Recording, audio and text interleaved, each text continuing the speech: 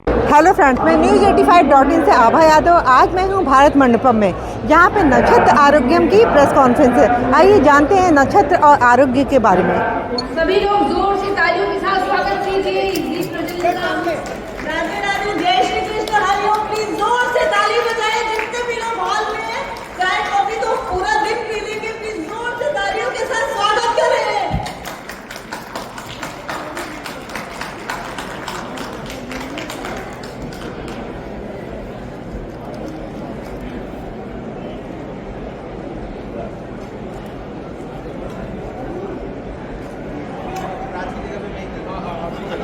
बहुत बहुत धन्यवाद, आप लोग यहाँ पर आए। नक्षत्रा में आज ये जो कार्यक्रम हुआ है, ये तंत्र मंत्र यंत्र और रत्न रुद्राक्ष के ऊपर हुआ है, और साथ ही साथ international book of record honour का जो अवार्ड है वो दिया गया है।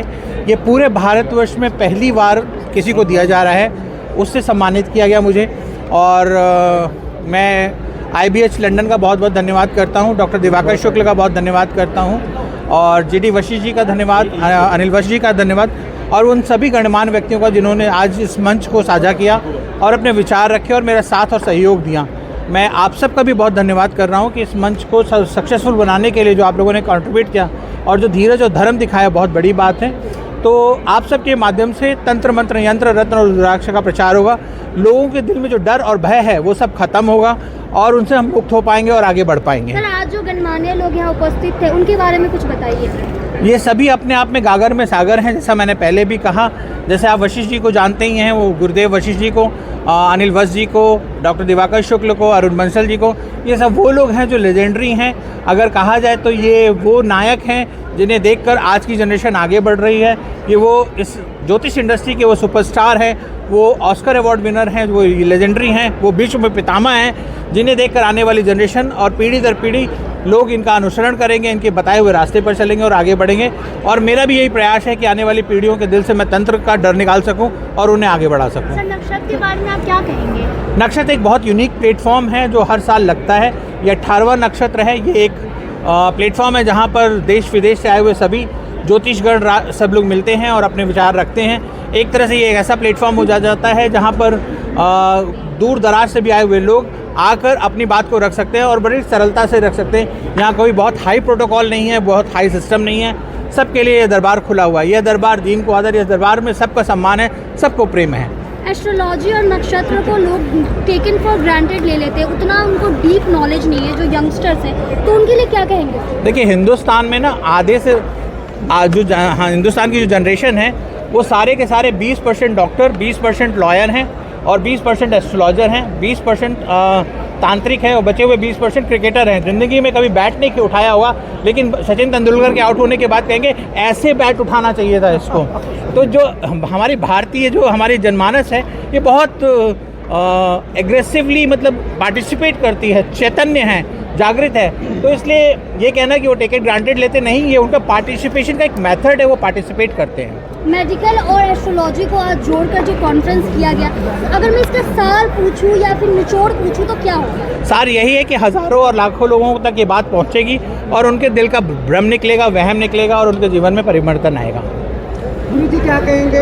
आप लगातार कई वर्षों से तंत्र के बारे में लोगों को जागरूक करते चले आ रहे हैं, लेकिन अभी भी भ्रम है लोगों का। तंत्र को एक काला जादू की तरह देखते हैं, रात के अंधेरे में डर की तरह देखते हैं। आप कैसे निकाल पाएंगे लोगों के? देखो, ऐसा है कि ये है कि इंसान डरता तो सुई से भी है, इंसान डरता हाथी से भी है। तो इंसान के अंदर का डर निकालना तो बहुत मुश्किल है, लेकिन उसके लिए प्रयास करते रहना चाहिए। लोग सूर्य की रोशनी में आने से भी डरते हैं और चाँद के अंधेरे से भी डरते हैं, तो इसलिए प्रयास करते रहना चाहिए। जब आज से 10 साल पहले तुमने ये सवाल पूछा था तब तुम अकेले थे, आज देखो हम 20 लोग खड़े हैं। तो कहीं ना कहीं तो परिवर्तन आया ही, कहीं ना कहीं तो हमने ग्रोथ की है, कहीं ना कहीं तो डिफरेंस आया ही है। और ऐसे ही करते रहेंगे, रस्सी आवत जाते हैं, सिल पर पड़त निशान, कोशिश करते रहेंगे, कहीं ना कहीं तो इनकलाब आएगा। कभी ना कभी लोग तंत्र को समझेंगे और सम्मान देंगे। क्या लग रहा है, आप लगातार जागरूक कर रहे हैं तंत्र के बारे में, लोग बहुत से जागरूक भी हो रहे हैं, अभी भी कुछ लोग नहीं हो पा रहे, लेकिन क्या आप मानते हैं कि लोग जो अभी जो जागरूक नहीं है, जिनके अंदर में डर बैठा हुआ, वो निकल जाएगा जिंदगी? देखिए, ऐसा है कि सबके जीवन में परिवर्तन लाने का तो मैं प्रयास नहीं कर सकता, पर अगर 2 लोगों के भी जीवन में परिवर्तन आ गया तो मेरा प्रयास सफल है। उन 2 से आगे आगे बढ़ता चला जाएगा। और सबको प्रसन्न करना तो भगवान श्री कृष्ण और भगवान राम के बस में भी नहीं था। तो मैं तो बहुत छोटा सा एक तुच्छ प्राणी हूँ, मैं प्रयास कर सकता हूँ, मैं कोशिश कर सकता हूँ, लेकिन क्या रिजल्ट आएगा वो मेरे हाथ में नहीं है, वो उनके हाथ में ही है। लेकिन हाँ, काफ़ी हद तक सुधार आ रहा है, लोग तंत्र को जान रहे हैं और तंत्र को समझने की कोशिश कर रहे हैं और खुलकर बात करते हैं। अगर आज आप देखें तो 2 साल पहले किसी न्यूज़ चैनल पे, किसी पॉडकास्ट चैनल पे, कहीं पर भी कोई तंत्र का एपिसोड नहीं मिला करता था सिवाय मेरे, और वो भी यूट्यूब और गूगल उसको ब्लॉक कर दिया करता था। आज अगर आप देखेंगे तो सारे पॉडकास्ट तंत्र पे बन रहे हैं, सारे यूट्यूब चैनल तंत्र पे चल रहे हैं। तो ये बहुत बड़ा सक्सेस है, ये बहुत बड़ा विषय है और मुझे बहुत सुकून है कि लोग तंत्र के बारे में बात कर रहे हैं। आपको इतना बड़ा अवार्ड मिला है तो ऊपर में कुछ बताना चाहेंगे आप? ये मेरे माता पिता का आशीर्वाद है, मेरे पूर्वजों का आशीर्वाद है और सतत कंटिन्यूअस जो मैं मेहनत कर रहा हूँ उसको उन्होंने रिकॉग्नाइज़ किया। मैं उनका बहुत बहुत धन्यवाद करता हूँ और ये मेरी मेहनत ये लगातार चलती रहेगी। ये मेरे सफ़र का एक माइलस्टोन है, मेरा सफ़र का अंत नहीं है। गुरु जी, अभी महाकुंभ चल रहा है यहाँ पे, वहाँ पे कई तरीके के बाबा, अघोरी बाबा भी हैं जो रात में कहते हैं वो अपनी तपस्या करते हैं, रात में लोगों को क्या सिद्धियाँ प्राप्त करते हैं, क्या कहेंगे? और कुछ तंत्र विद्या वाले भी हैं, देखिए ज्योतिषाचार्य भी हैं, कई तरीके के अलग अलग हैं, तो लोग विश्वास कर रहे हैं। भारतवर्ष जो है डाइवर्सिटी का नेशन है, यहाँ भिन्न भिन्न प्रकार के लोग होते हैं। हमारे यहाँ सुबह से शाम तक में ना अगर 3 बार खाना बनता है तो तीनों बार सब्जियाँ अलग हो जाती हैं। तो हमारे यहाँ तो ज्ञान का भंडार है, हमारे यहाँ नॉलेज का भंडार है। तो चाहे वो तंत्र हो, चाहे ज्योतिष हो, चाहे वो न्यूमरोलॉजी हो, चाहे वास्तु हो, चाहे रत्न हो, चाहे रुद्राक्ष हो, इस पे विशाल ग्रंथ भरे पड़े हैं, जानकार बहुत हैं, बस जनमानस तक पहुँच रहे हैं। 700 सालों की गुलामी के बाद हमने अब अंगड़ाई ली है, सनातन धर्म पुनः आया है और जिस तरह का नेतृत्व हमें मिला हुआ है मोदी जी सरकार के द्वारा और योगी जी सरकार के द्वारा, तो मुझे वो दिन दूर नहीं है जब भारत एक हिंदू राष्ट्र होगा और हम गर्व से कह सकेंगे हम हिंदू हैं और सनातन की परंपरा को हम आगे लेकर बढ़ा सकेंगे और देश विदेश में हिंदुत्व को, सनातन धर्म को लेकर अपनी ध्वजा को ऊपर कर सकेंगे। लोग फक्र से कहेंगे कि हम सनातनी हैं, हम हिंदू हैं और हम आदि हैं, हम अनंत हैं, हम गर्व से हिंदुस्तान, भारतवर्ष, हिंदुस्तान के रहने वाले हैं। इससे भी बड़ी बात, यहाँ जब हम आए हैं इतने सारे बेटा, सब किसी के साथ वार्ता करने के बाद जब कोई एक नई चीज़ मिलती है ना, वो ज्ञान की गंगा को बहाती है, एक और किताब छपती है। तो यहाँ पर सबका मेल जोल और गणेश जी का ये जो प्रोग्राम जो आज हुआ, इसके अंदर ये इतने सारे जो एस्ट्रोलॉजर आए, इन्होंने सबके साथ मिलजुल करके लोगों के वाकई में दुखों के निवारण का जो रास्ता दिया, ये एक अपूर्णीय है। और जो सबसे बड़ी बात दिवाकर जी से बात करके और जो मैंने रिसर्च किया, आपको पता चला होगा कि एस्ट्रोलॉजी और मेडिकल साइंस दोनों सेम है। अगर हम किसी के विचार साइकोलॉजी से शुरू करते हैं किसी को, तो वो एक्चुअली में तभी पड़ती है जब कोई ग्रह खराब होता है, उसका चंद्र मंगल खराब होता है। अगर बीमारी आती है तो वो कारण क्या बनता है? यही बुध और बृहस्पति का खराब होना। और इसके बाद में अगर किसी को अमीर बनना है तो कौन से ग्रह को कंट्रोल कैसे करना है, ये मैंने सबको जहाँ एग्जाम्पल के तौर पर समझा। इंसान के अंदर की जो आदतें हैं वो आदतें कैसे डेवलप होती है, ये यहाँ मैंने बताया। तो इन्हीं सब चीज़ों को तो इलाज करना होता है।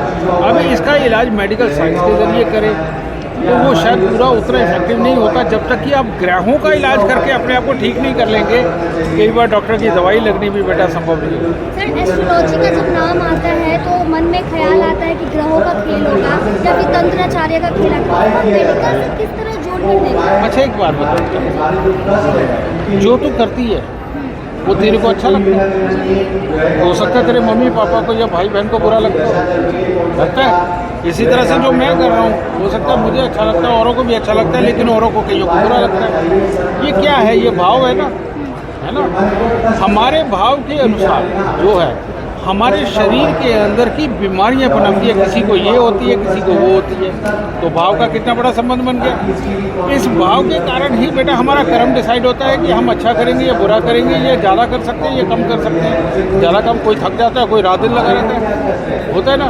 अब ये सारी चीज़ का निर्माण कहाँ से होता है? सारी चीज़ का निर्माण होता है बेटा जब हम पैदा होते हैं, उस वक्त जो जन्म कुंडली बन जाती है ना, तब हमारे गुण तय हो जाते हैं। तो वहीं से डिसाइड हो जाता है कि ये बच्चा भाग्यहीन है, जिसके आने के बाद माँ बाप भी तरक्की नहीं कर पाएंगे और ये भी नहीं कर पाएगा।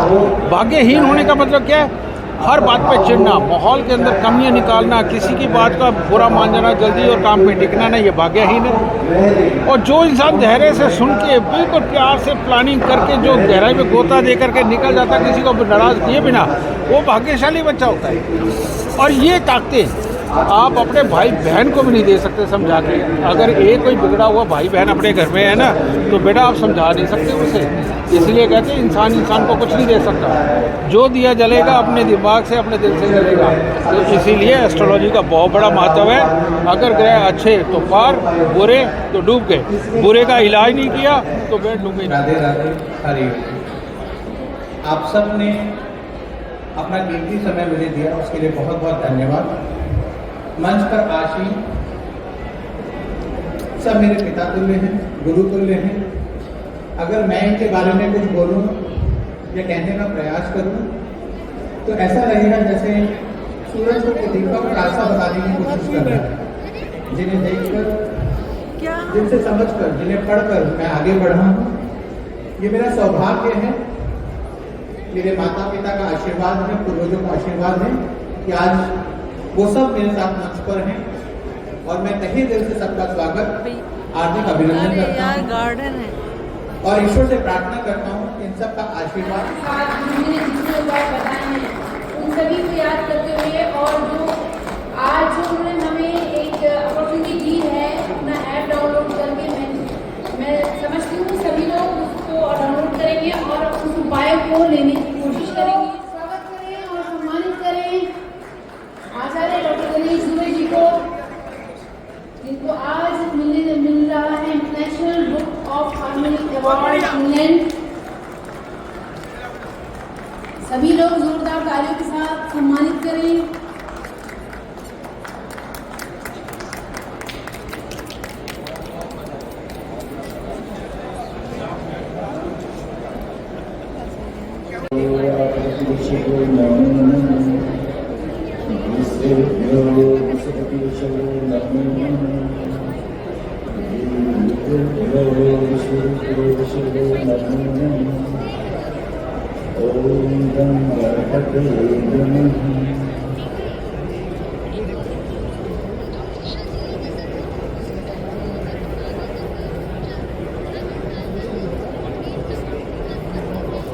एक कुंभ तो चल रहा है प्रयागराज में और एक ज्ञान का कुंभ चल रहा है नक्षत्र आरोग्य में।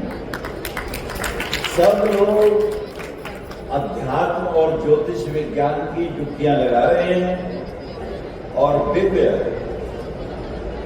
इस रस प्रवाह को सुनना भी बड़े सौभाग्य की बात है।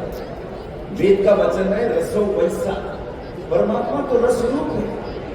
और जब रस ज्ञान से परिपूर्ण हो और जब रस अनुभवों से आता हो तो वो श्रोत्र, वो कान भी धन्य है जो ये वाणी को डायरेक्ट सुनते हैं। नक्षत्र आरोग्यम गणेश जी, उनके द्वारा अरुण बंसल जी सामूहिक प्रयासों से एक अद्भुत प्रयागराज यदि एक त्रिवेणी है। सबसे पहले इंग्लैंड से आए हुए मित्र ने वो बोले अपो दीपो भव, अपने दीपक स्वयं बनो। क्या उधार रोशनी लेनी, क्या बाती किसी की हो और तेल भी किसी का हो। पता नहीं कब तेल चुक जाए और बाती बुझ जाए, तो क्यों ना अपना दीपक स्वयं जलाएं। और ये जो ज्योतिष है, ज्योति का यश कहां है, इसको जानने की प्रक्रिया है। और ज्योतिष एकमात्र ऐसा आध्यात्मिक विषय है, इसे कहते हैं वेदस्य निर्मल चक्षु। वेद का निर्मल चक्षु है, ये बाहर भी दिखाता है और भीतर भी दिखाता है। आपके पिछले जन्मों के कर्मों को प्रकाशित करने वाली विद्या को ज्योतिष शास्त्र कहते हैं, जिसके साक्षी